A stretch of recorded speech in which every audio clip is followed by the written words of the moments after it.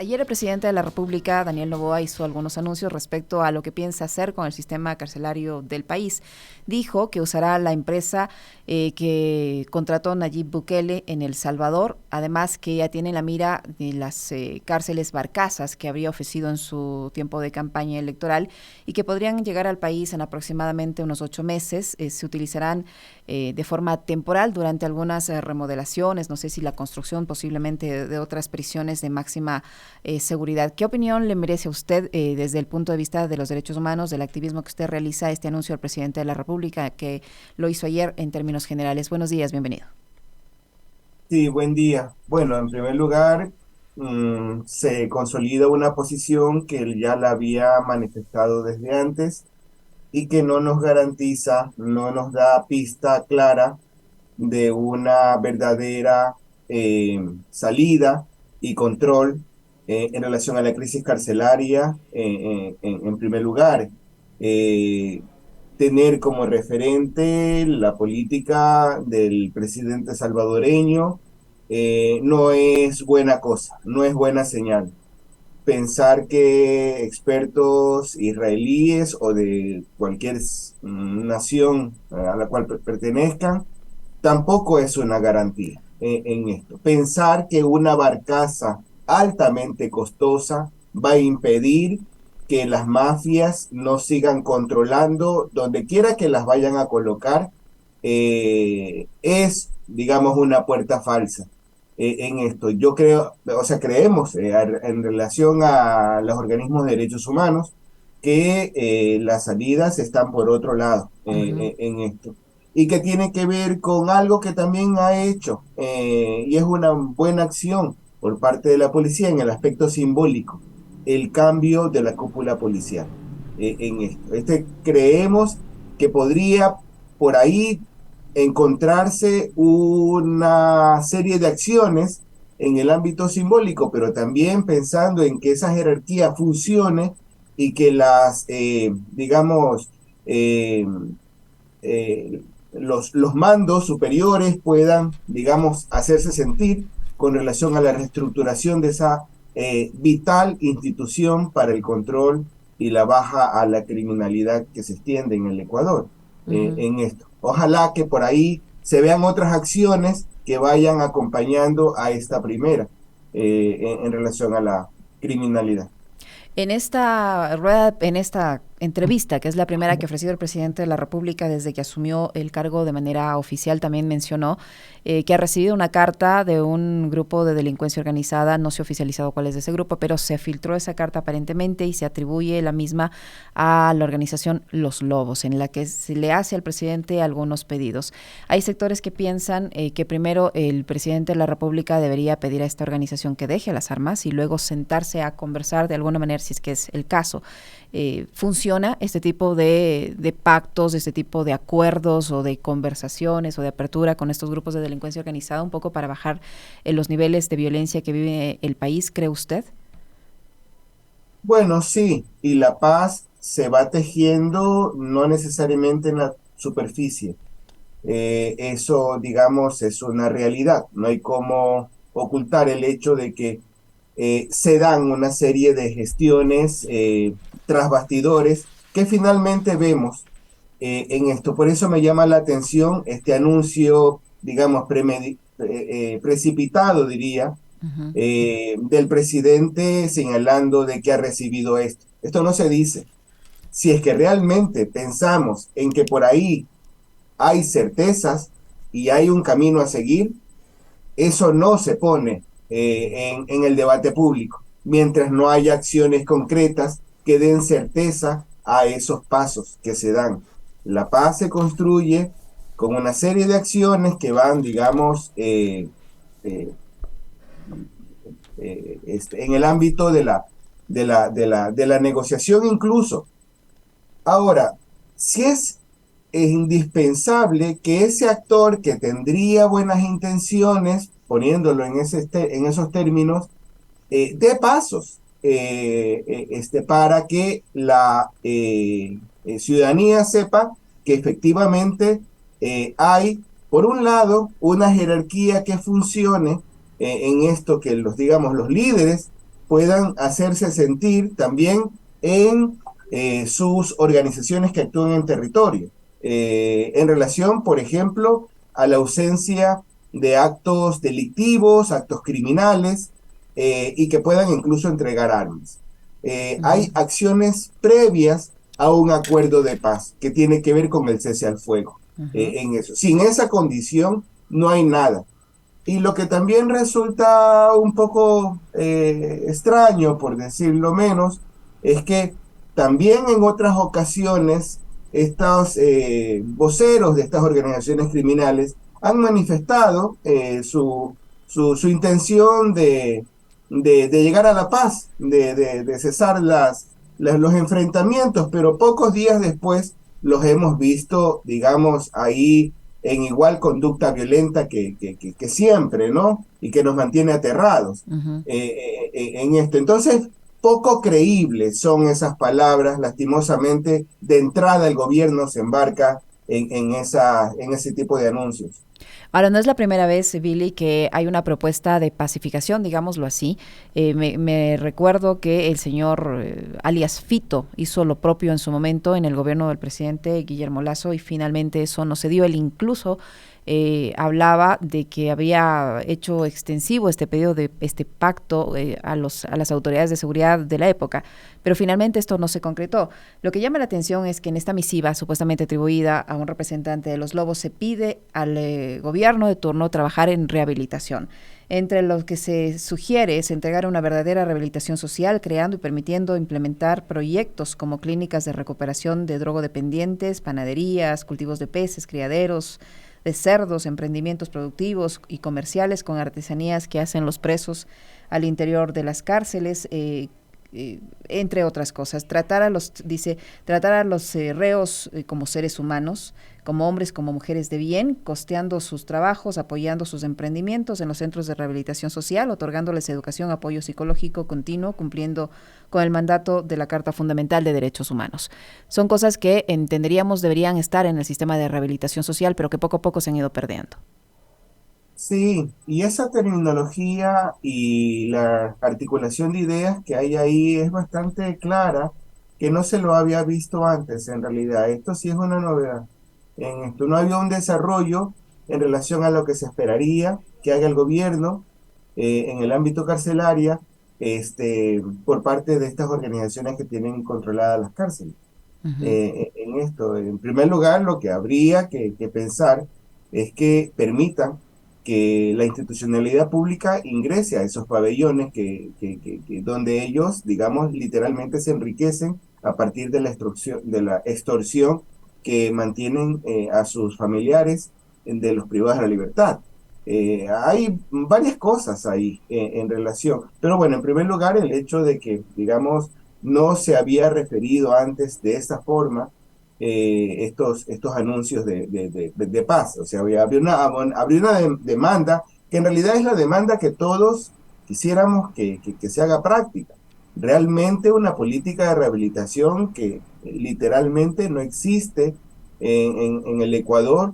Las personas literalmente están ahí en el ocio puro y entregadas a la violencia y al consumo de sustancias que llega, digamos, a caudales a las cárceles, sin ningún tipo de filtro ni restricción por parte de las fuerzas de control en esto, porque no lo tienen. Las Ujú. fuerzas criminales controlan los pabellones y controlan a las fuerzas de seguridad que están en las cárceles. Ujú. Entonces, ahí, digamos, lo que más hay Ujú.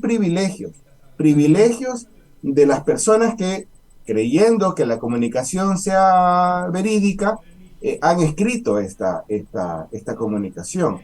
Entonces, resulta paradójico, al menos, que se dé esto sin, digamos, aludir al privilegio y a los actos, digamos, de violencia que estas organizaciones criminales gozan ahí al interior de las prisiones y en las comunidades, ¿no? Esto Ujú. se, digamos, relaciona directamente con lo que ocurre en las comunidades. El presidente dijo en esta entrevista que va a empezar por cosas absolutamente básicas, como suspender, bloquear, quitar los interruptores que supuestamente existirían en las celdas y como eliminar los routers para evitar la comunicación de los privados de libertad al Internet y obviamente al exterior. Si los reos son los que controlan los pabellones y si los reos son los que controlan a la fuerza de seguridad que custodian al interior y al exterior de los centros de rehabilitación, ¿qué tan sencillo puede ser esto? Sí, es realmente bastante particular esa manera de ver el control de la población carcelaria a partir de la restricción al, digamos, enchufe para cargar los celulares. En realidad es una cosa bastante curiosa, porque creería que nos da cierta inocencia de lo que está de lo que está de por medio, ¿no? Ujú. Por decirlo, digamos, por lo menos en esto. Diría que ahí efectivamente hay un problema de privilegios, como he dicho, que tienen las organizaciones criminales que poseen en condición de secuestro a todo el resto de la población.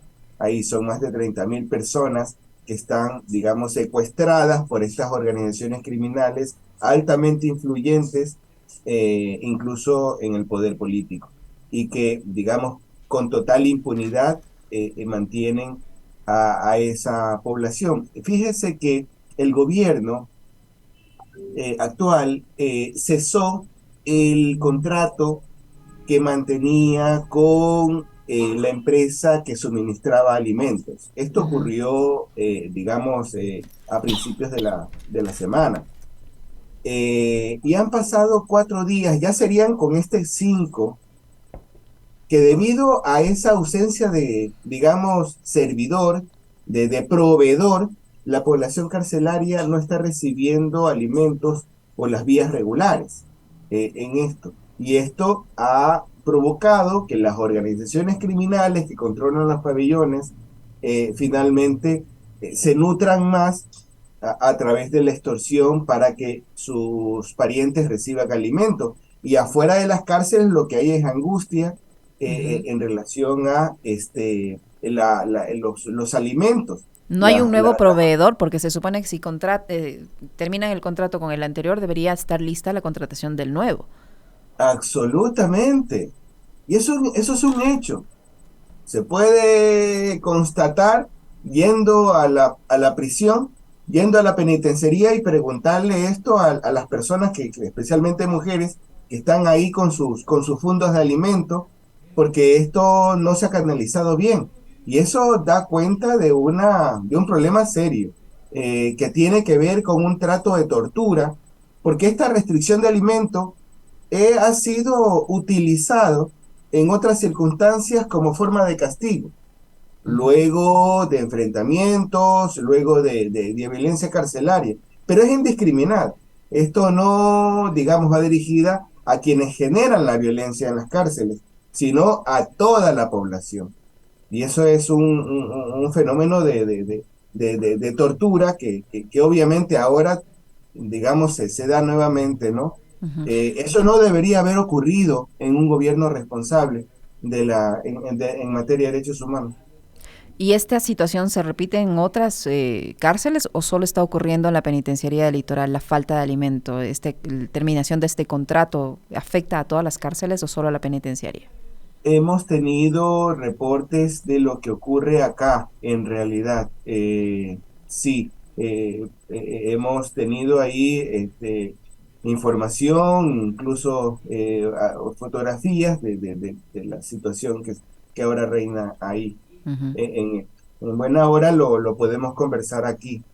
Ojalá que haya, digamos, rápidamente una respuesta en relación a los alimentos.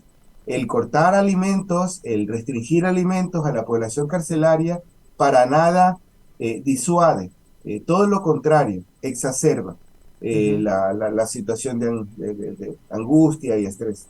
Ujú. El presidente ha dicho que está en la mira o las tiene ya ubicadas a las barcazas, que está una en Australia y otra en otros países, que no son modelos inventados, que son modelos que se han probado en otros países, y que el objetivo es segmentar a la población carcelaria y separar a la más peligrosa del resto de personas privadas de la libertad. De lo que usted conoce desde el activismo, ¿qué tan oportunas o qué tan efectivas son estas cárceles barcazas? Si hay información de cómo ha ocurrido en otros países, ha resuelto el problema de seguridad, ha podido mantener controlada a la población penitenciaria de alta peligrosidad. Bueno, este tipo de medidas, digamos, entran en el fenómeno de aislamiento progresivo de la población carcelaria del resto de la sociedad, afectando derechos humanos en realidad, encareciendo el acceso a la población carcelaria del mundo exterior, de las familias, de valores que, digamos, son altamente influyentes para pensar en la rehabilitación y en el sentido que tienen las cárceles. Aislarlas, aislar la población carcelaria tiene estos bemoles, tiene Ujú, estas, digamos, restricciones. Esta medida, que ya ha sido, digamos, superada en otros momentos de la historia, este, se mantienen en algunos países de forma excepcional. Las barcazas son altamente costosas y además no garantiza que desde donde vayan a estar las personas consideradas altamente peligrosas no tengan influencia sobre los que están, digamos, cometiendo ilícitos y crímenes en las calles y en las comunidades. ujú, Mientras haya una guardia de seguridad altamente contaminada, altamente penetrada por las organizaciones criminales, donde vayan a colocar a estos líderes, va a haber esa, digamos, influencia. Para ujú. nada es una salida, digamos, efectiva, es altamente costosa y no garantiza, digamos, que se vaya a disminuir el nivel de privilegios. Van a tener también privilegios dentro de esa barcaza, el Ujú, narcotráfico y el crimen organizado. De esa forma se acomoda, es un fenómeno mutante y se ujú. acomoda a las condiciones que les rodean. Ayer el alcalde de Guayaquil, Aquiles Álvarez, se mostró partidario, apoyando esta alternativa de utilizar las cárceles barcazas.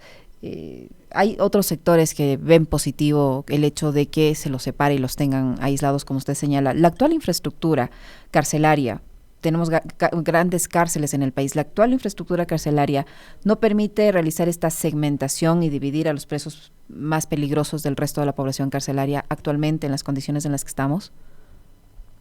Sin duda, eso no existe. La categorización por nivel de peligrosidad no existe en el Ecuador. No existe una identificación de la persona y el lugar en el que habita. El Estado no conoce.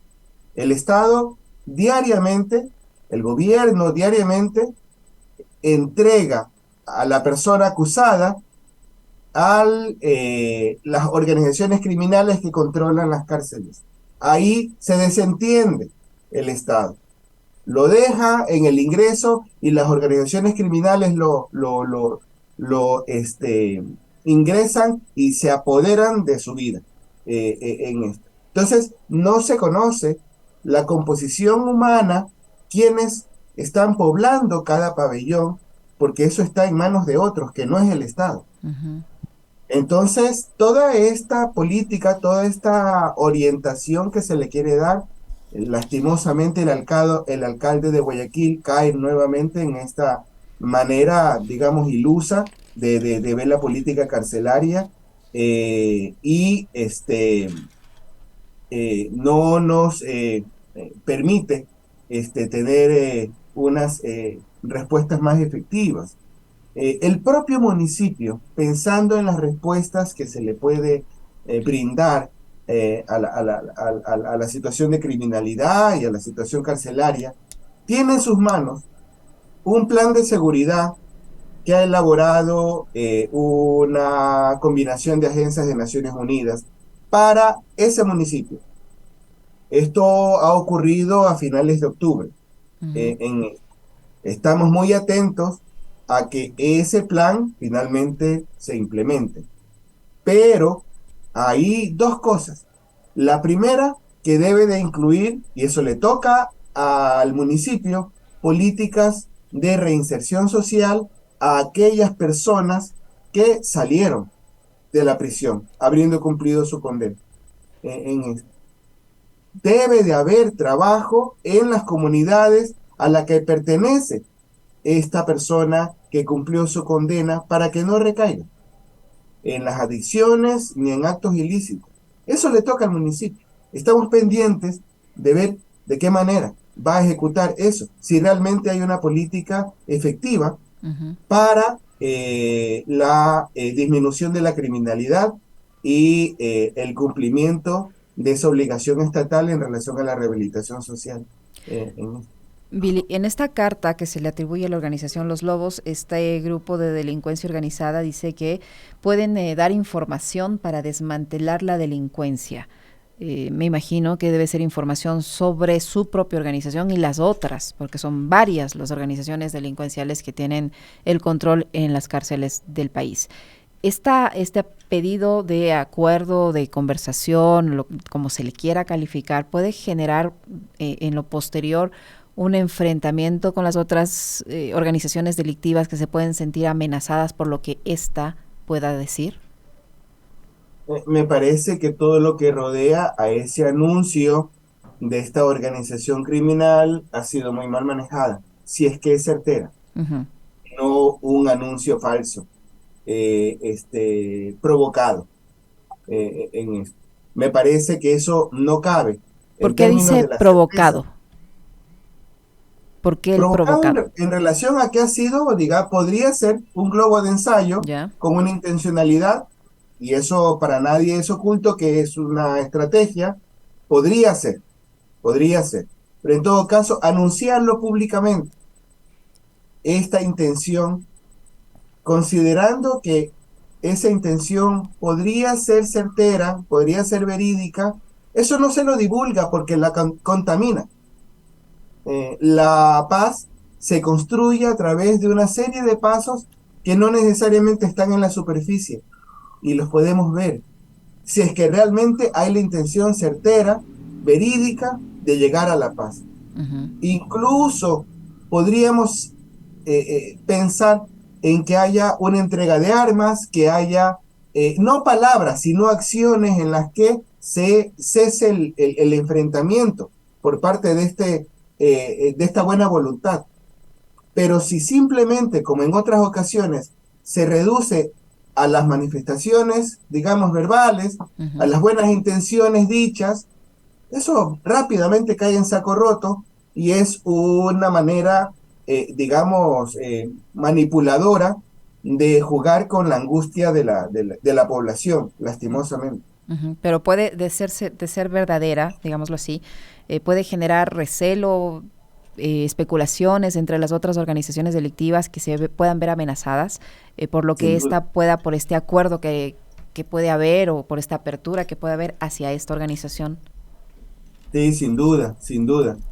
Esto lo que podría señalar, porque estas cosas se necesitan un trabajo sensible, Ujú, tejer, ojalá se dé, ojalá se dé. La manera como está siendo tratada no me parece, no nos ujú, parece que sea la adecuada, porque esto no son anuncios publicitarios, no deben de ser tratadas de forma ligera, si es que realmente hay intenciones verídicas de llegar a un cese al fuego, cese al enfrentamiento y un acuerdo de paz, que no es ujú. lo mismo. Ujú. Billy, para finalizar, la Comisión de Pacificación que se creó en el gobierno anterior dio algunas recomendaciones, finalmente no pudo implementar esas recomendaciones, no sé, no sabemos, no sé si ustedes de su activismo conoce si alguna de esas recomendaciones que hizo, de ese diagnóstico que presentó, ha cambiado o alguna de esas recomendaciones se lograron implementar. Sí, bueno, lastimosamente la Comisión de Pacificación fue un instrumento utilitario del gobierno de Lazo en esto. Sin embargo, los integrantes sí dejaron un buen fruto, así como la Comisión Interamericana ha dejado en manos del Estado ecuatoriano sus obligaciones y recomendaciones detalladas de lo que hay que hacer para reducir la criminalidad en las cárceles. En eso poco ha tenido, poco efecto ha tenido. También las recomendaciones de la propia Asamblea en el Ujú, elenco anterior ujú, dejó ahí ya detalles de las que debería el sistema universal. O sea, hay un montón de recomendaciones que han, digamos, ahí quedado y ojalá sean retomadas. La única, y a medias, que se puede rescatar es el censo en esto, que ya quedó atrás además, ujú, porque no es una data, digamos, dinámica, ujú. que nos pueda dar una lectura constante, actualizada, de la situación carcelaria, porque el acceso a esa información no lo tiene el gobierno.